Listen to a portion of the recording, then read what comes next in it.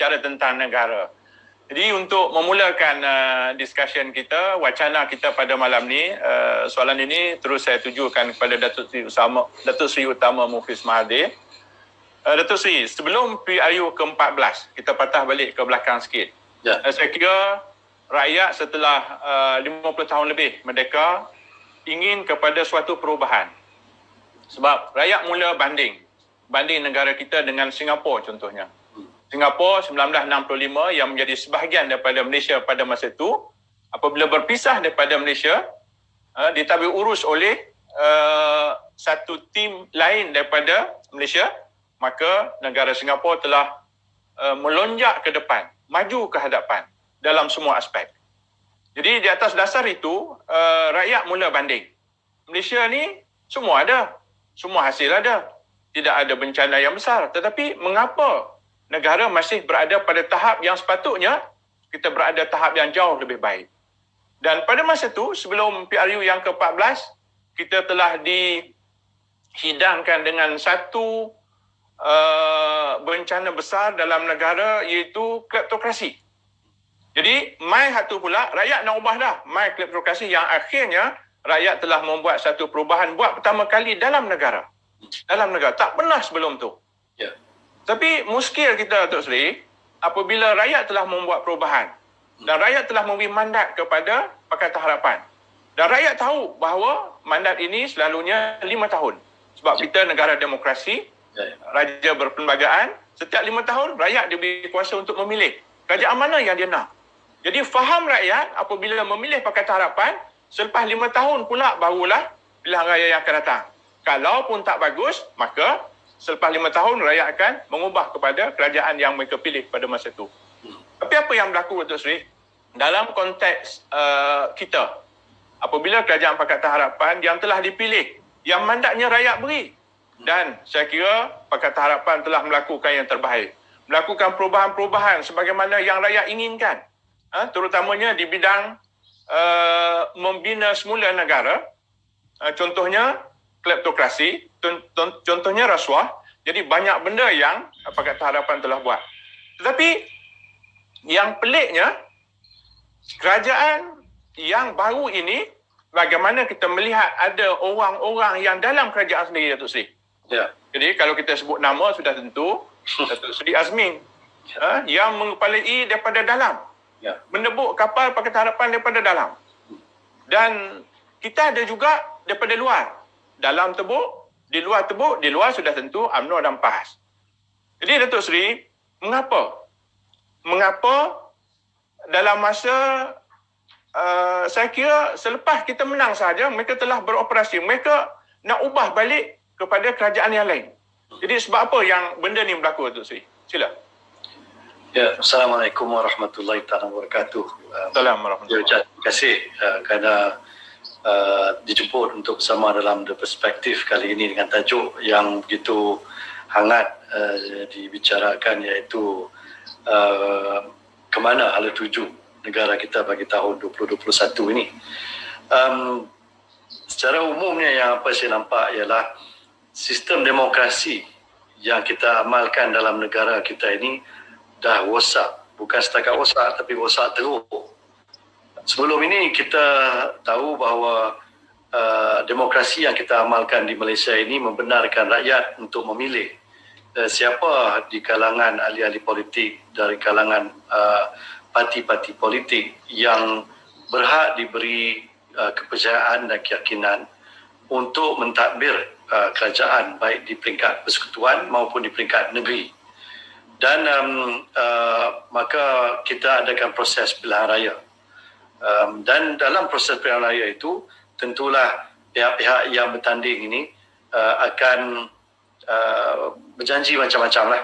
Ya, dia akan menyatakan apa yang nak dibuat. Ya, sekiranya rakyat memberi mandat kepada mereka untuk menjadi kerajaan. Ya. Jadi rakyat pun pilihlah berdasarkan itu, dan mungkin latar belakang ataupun pengalaman yang mereka dapat lihat daripada pihak-pihak yang menawarkan diri itu. Kemudian bila dah diberi mandat, setelah selesainya pilihan raya umum ataupun pilihan negeri ataupun pilihan raya kecil, ya, rakyat masih lagi mempunyai hak untuk memantau, ya, untuk menimbang, untuk mengukur prestasi kerja yang dibuat oleh pihak yang mereka pilih itu. Dan kalau dirasakan bahawa orang ni tidak memenuhi, tidak mengota janji, ya, tidak sampai ke tahap yang memuaskan hati pihak yang memilih itu, maka bila tibanya masa sekali lagi untuk kita pilih semula dalam pilihan raya, rakyat boleh buat satu ketetapan nak teruskan dengan orang yang sama kalau dia rasa puas hati, ataupun nak tukar, ya, kepada orang lain, bagi peluang pada orang lain pula, ya. Jadi inilah yang telah berlaku pada tahun 2018, PRU14, satu yang sangat luar biasa. Bayangkanlah kerajaan perikatan kemudian menjadi Barisan Nasional, ya, sejak merdeka lagi, ya, telah memerintah negara kita, ya. Dan rakyat tak pernah mempunyai pengalaman dengan mana-mana pihak yang lain di peringkat persekutuan selain daripada Barisan Nasional. Cuma yang ada ialah di peringkat negeri, ya. Pulau Pinang, Selangor, di Kedah pernah berlaku, tentunya Kelantan, ya. Di Terengganu pun pernah berlaku. Jadi pengalaman-pengalaman itulah yang ada. Tetapi rakyat sebenarnya telah membuat satu pilihan yang begitu berani. Boleh saya katakan, kerana di PRU 14 itu agaknya dah sampai tahap tepu, ya. Rasa tak puas hati, malah rasa marah, ya, rasa nak ubah itu dah memuncak di kalangan rakyat, sehingga kan rakyat buat keputusan tukar kerajaan di peringkat persekutuan dan banyak negeri-negeri di Semenanjung baik dan juga di Sabah dan Sarawak, ya. Khususnya di Sabah, di Sarawak masih kekal lagi. Jadi ini satu keputusan yang begitu menakjubkan lah, kerana kita sendiri pun dalam Pakatan Harapan ketika itu pun macam percaya tak percaya sajalah. Ialah bertanding tu bertanding juga, tapi nak kata yakin sangat boleh menang tu tidak kot. Cuba kita menawarkan diri, kita cuba sedaya yang mungkin. Tapi alhamdulillah satu keputusan yang saya kata tak pernah terjadi, yang menongkah arus, ya, yang melakarkan sejarah yang baru, ya. Pakatan Harapan telah diberi mandat untuk menerajui kerajaan. Jadi itu proses demokrasi yang biasa kita buat. Tetapi sekarang ini saya katakan demokrasi dah rosak tu kerana amalan rasuah, ya. Jadi ini satu perkara yang serius. Kalau dulu ni kita dengar rasuah ni orang sogok, ya, mungkin nak minta kontrak, nak sesuatu lah, ya. Tetapi sekarang ni dah sampai ke tahap boleh tukar kerajaan. Bayangkan apa maksudnya demokrasi, apa maknanya pilihan raya, ya. Kalau rakyat sudah buat pilihan tetapi tengah-tengah jalan kerana sogokan, ya, jumlah ahli parlimen boleh berubah, ya, boleh pindah daripada satu pihak yang memerintah kepada pihak yang membangkang, sehingga kan yang kalah jadi kerajaan, yang menang jadi pembangkang. Jadi itulah yang banyak kali disebut-sebut tu.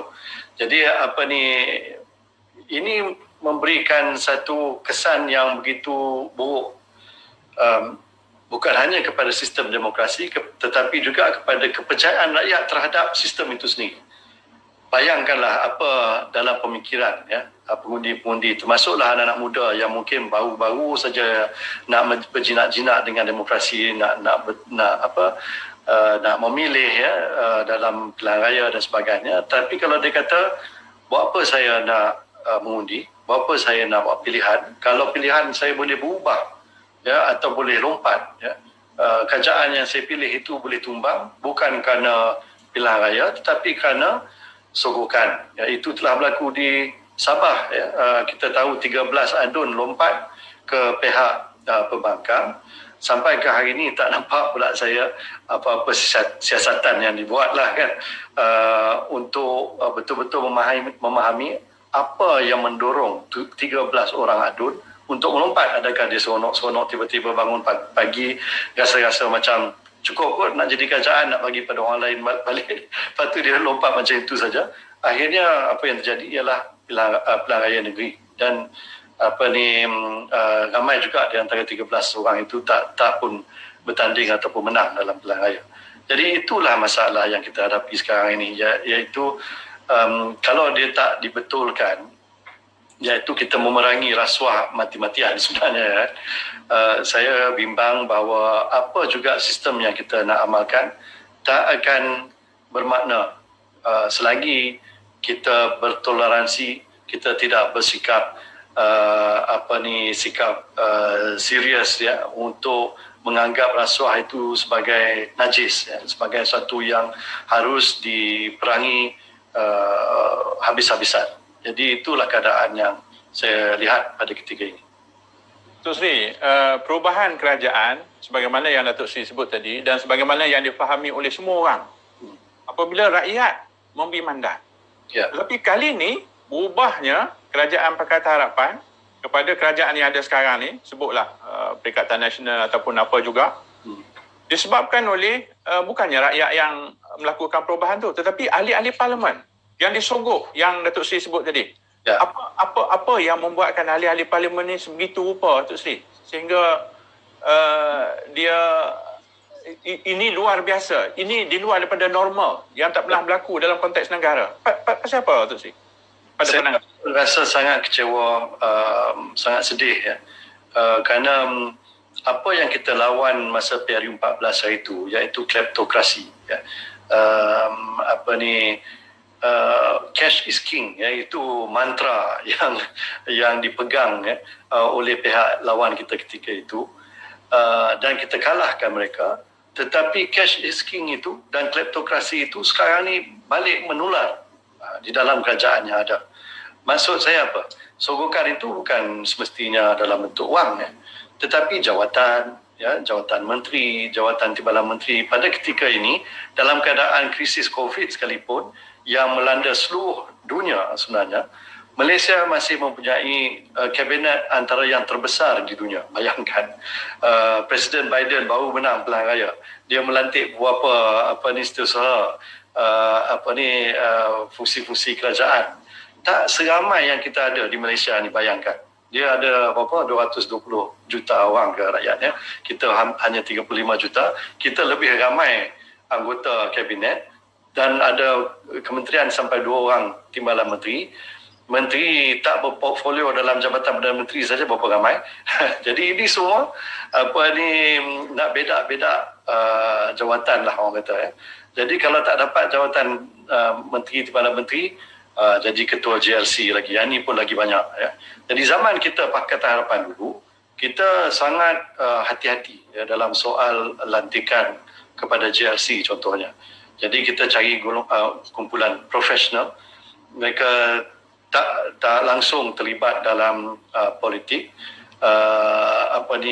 tak perlu ada kecenderungan politik sekalipun, malah yang bermerit tetapi yang memang kita ketahui mungkin menyokong belah sana pun tak apa, asalkan dia profesional, berkeupayaan untuk memegang tanggungjawab yang kita berikan itu, maka boleh dilantik. Itu yang kita buat. Tapi sekarang kita tengok ahli parlimen, orang politik ya, menjaga khazanah negara yang bernilai bilion-bilion ringgit ya.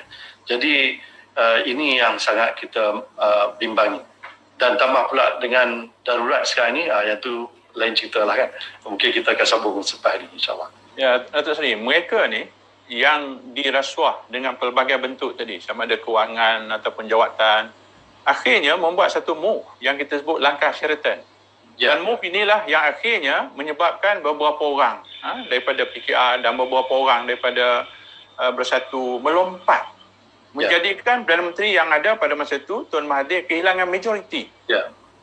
Tetapi ada juga yang bermain dengan fakta ini yang menyebut jatuhnya kerajaan ini pasal Tun yang letak jawatan. Adakah itu ataupun adakah disebabkan oleh apabila hilang majoriti, lalu sebagai seorang yang mempunyai maruah, hilang majoriti, maka Tun letak jawatan.